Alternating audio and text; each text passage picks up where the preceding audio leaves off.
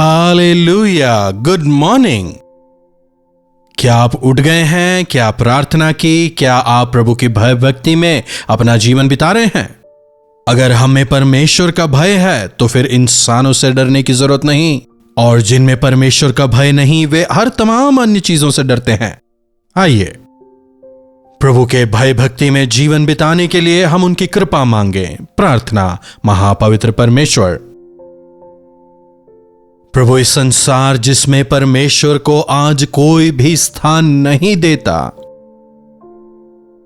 प्रभु आपसे प्रेम करते हुए, आपकी आज्ञा मानते हुए, प्रभु आपकी भय और भक्ति में आगे बढ़ने का अनुग्रह हमें से हर एक को दें। यीशु के नाम से प्रार्थना मांगते हैं, आमीन। प्रभु से डरने का मतलब अरे कहीं परमेश्वर हमें मारेंगे, कहीं वे हमें श्राप ना दे दें, यह मतलब नहीं होता, बल्कि यह कि कहीं मैं अपने जीवन से मुझसे प्रेम करने वाले परमेश्वर को दुखी ना कर दूं, उनके अपमान का कारण ना बन जाऊं, ऐसी चिंता हमें होनी चाहिए। कहीं मैं पाप ना कर बैठूं जिससे उनका नाम दूषित हो जाए, ऐसा डर हमें होना चाहिए। हमारे प्रभु हमें डराकर या फिर हमें किसी प्रकार से धमकाकर अपना काम निकालने की इच्छा रखने वाले नहीं हैं। वे हमसे प्रेम करते हैं और हमें उनसे प्रेम करना है। आप किससे प्रेम करते हैं? आज लोगों के जीवन में प्रभु के लिए प्रेम नहीं है। सांसारिक प्रेम से लोग भर गए हैं। दरअसल ना तो परमेश्वर के लिए समय है, ना ही उनके लिए हृदय में स्थान। एक वचन की ओर मैं आपके ध्यान को लाना चाहूंगा।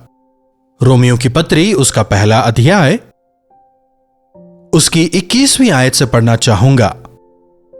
परमेश्वर को जानने पर भी उन्होंने परमेश्वर के योग्य धन्यवाद और बड़ाई ना किया, परंतु व्यर्थ विचार करने लगे, यहां तक कि उनका निर्बुद्धि मन अंधेरा हो गया।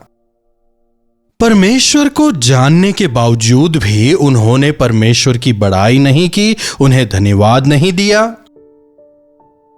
बल्कि अंधकार में चले गए। आज मैं मसीही हूं कहने वाले कई लोगों की स्थिति यही है। अरे हम तो परंपरागत मसीही हैं, जनरेशनल क्रिश्चियंस। हमने 10 बार, 20 बार, 50 बार बाइबल को पढ़ा है, लेकिन उनकी हालत देखिए, समझ आ जाएगा। आजकल एक और शब्द चलन में है, एक्स क्रिश्चियंस। ऐसा शब्द बाइबल में नहीं है। या तो ठंडे रहे या फिर गर्म। एक समय आप अच्छे विश्वासी थे, उससे आज कोई मतलब नहीं। ना ही यह जरूरी है कि अगर आज आप पाप में जीवन बिता रहे हैं तो जिंदगी भर पापी ही रहेंगे।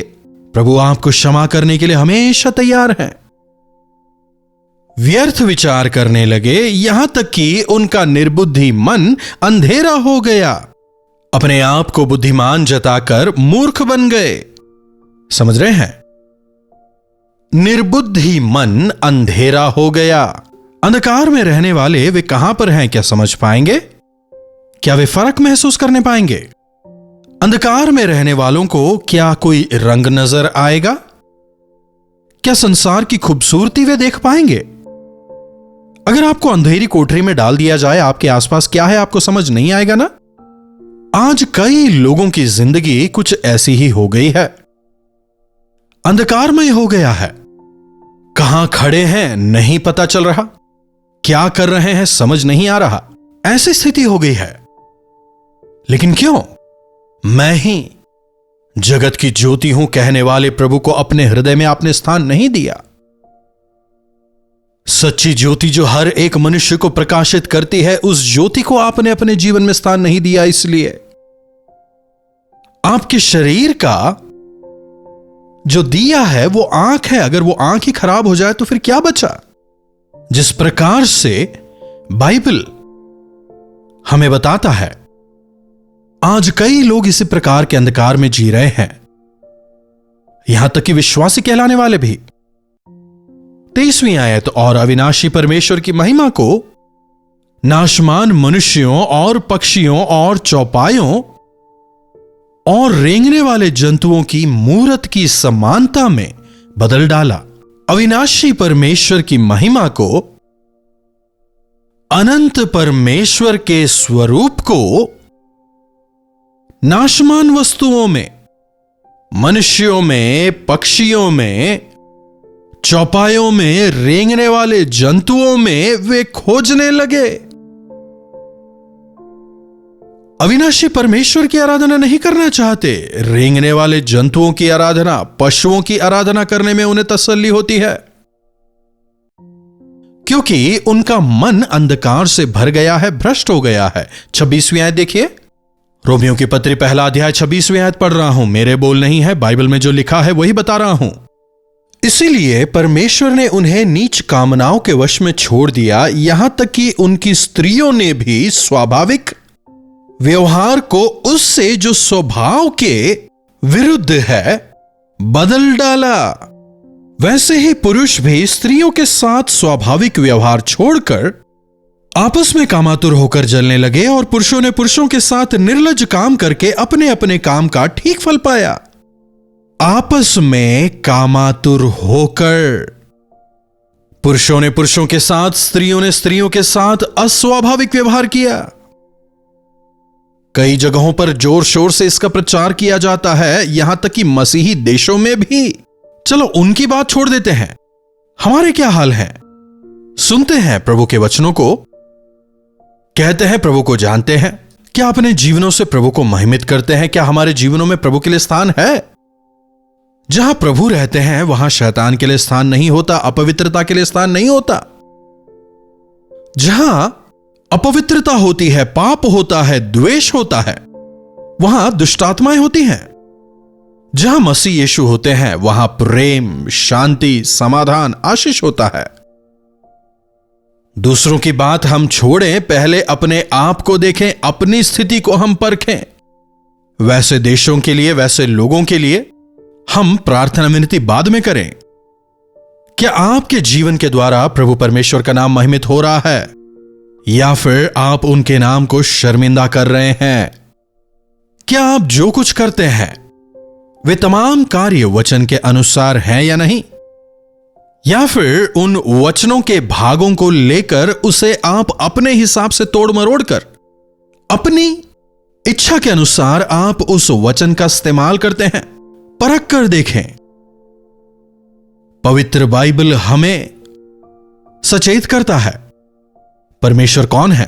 परमेश्वर आत्मा है, वे प्रेमी हैं, वे दयालु हैं, वे सर्वसामर्थी हैं, वे सर्वव्यापी हैं, वे क्षमा करने वाले हैं, विलंब से क्रोध करने वाले हैं। अगर परमेश्वर भी मनुष्य ही के समान हो जाए तो फिर उन्हें परमेश्वर हम क्यों कहें?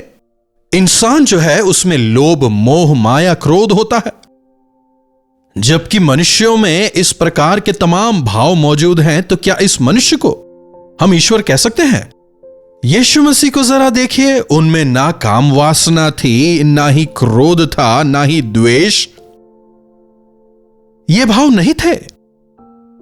वे पवित्र थे और उन्होंने अपनी पवित्रता को किसी भी कीमत पर नहीं खोया, उसे बरकरार रखा। दोष लगाने वालों ने उन पर दोष लगाने का प्रयास किया और अंततः क्या दोष लगाया कि ये अपने आप को परमेश्वर का पुत्र कहते हैं। यह सही तो है, प्रभु कहते हैं मनुष्य के पुत्र को स्वर्गदूतों के साथ आते हुए तुम देखोगे, लेकिन उन्होंने नहीं माना। तुम मेरी बातों पर विश्वास नहीं करते, इसलिए सत्य तुमसे दूर है।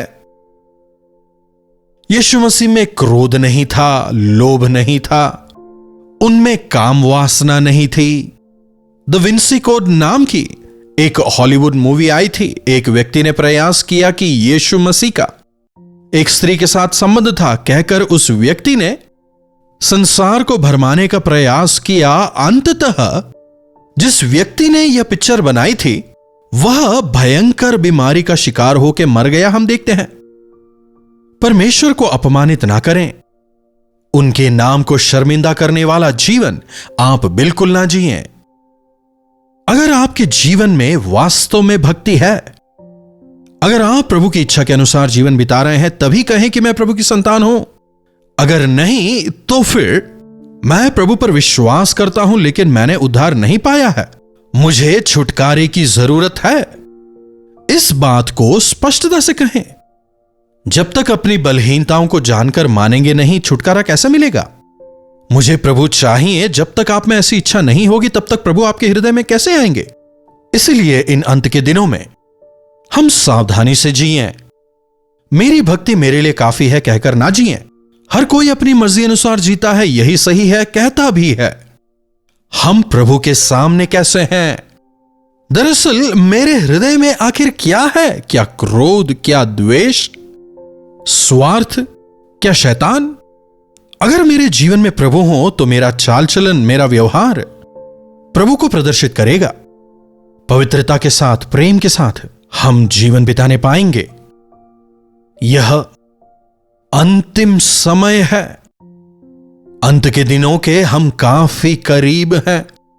हमारे देश में कलयुग कहते हैं ना, यीशु मसीह के कार्यों का और स्वयं यीशु मसीह का आज कई सारे लोग मजाक बनाते हैं ना। कैसी बदतर स्थिति में वे फिसल गए हैं हम देख सकते हैं। अपने आप को एक बार फिर से परख कर देखें। हमारी वजह से प्रभु का नाम दूषित ना हो। भय की भय के साथ कांपते हुए अपने उद्धार की रक्षा करें। दाऊद प्रार्थना करता है, प्रभु मेरी वजह से आपका नाम दूषित ना हो।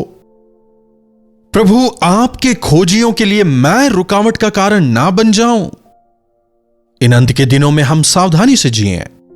आज खड़े हैं कहकर सावधानी बरतें कि कहीं गिर ना जाएं। प्रभु गिरने से मुझे बचाएं। आपकी गवाह होकर मुझे खड़ा करें। प्रभु अंत तक विश्वास योग्य रहकर जीवन का मुकुट पाने में मेरी मदद करें। क्या प्रभु से मांगना चाहेंगे? प्रार्थना। महापवित्र पिता परमेश्वर, पिता परमेश्वर, इन अंत के दिनों में आपके संतान होने के नाते हमें कदम कदम पर कितना अधिक सावधान रहना है। जबकि गवाहों का ऐसा बड़ा समूह हमें विश्वास से डगमगाने के लिए, हमें भटकाने के लिए हमें घेरे हुए है। प्रभु इस अंधकार भरे संसार में अपने विश्वास की डर के साथ रक्षा करते हुए आपके नाम को प्रभु महिमित करते हुए जीने का अनुग्रह हम में से हर एक को दें। प्रभु ऐसा ना होने पाए कि हमारे चाल चलन, हमारे व्यवहार आपको शर्मिंदा करने वाले हों, बल्कि हर एक कार्य में सावधानी बरतते हुए आपको महिमित करने वाला जीवन जीने का अनुग्रह हमें दें। यीशु के नाम से प्रार्थना मांगते हैं, आमीन। अब हमारे पिता परमेश्वर का प्रेम, प्रभु यीशु मसीह का अनुग्रह, पवित्र आत्मा की संगति और सहभागिता हम में से प्रत्येक के साथ आज, कल और सर्वदा बनी रहे। आमीन। प्रभु परमेश्वर की महिमा हो। प्रभु के संतान होने के नाते एक सतर्क जीवन जिएं, सावधानी से जिएं। प्रभु का नाम आपके जीवन से महिमित होने पाए। जब इस संसार में लोग आपको देखते हैं, आपके द्वारा वे प्रभु को देखने पाएं। ऐसा जीवन जिएंगे ना? अगर आप चाहते हैं कि हम आपके लिए प्रार्थना करें तो आप हमें 9884907779 पर व्हाट्सएप वॉइस मैसेज या टेक्स्ट कर सकते हैं। हम आपके लिए प्रार्थना करेंगे। प्रभु अवश्य चमत्कार करेंगे। इन्हीं वचनों के साथ आज मैं आपसे विदा लेता हूं। प्रभु आपको आशीष दें। दिल्ली और दिल्ली के आसपास के दर्शकों के लिए खुशखबरी। डॉक्टर जयपॉल अपने दर्शकों से मिलने के लिए दिल्ली में एक दिन के गेट टुगेदर के लिए आ रहे हैं। तारीख है 12 नवंबर।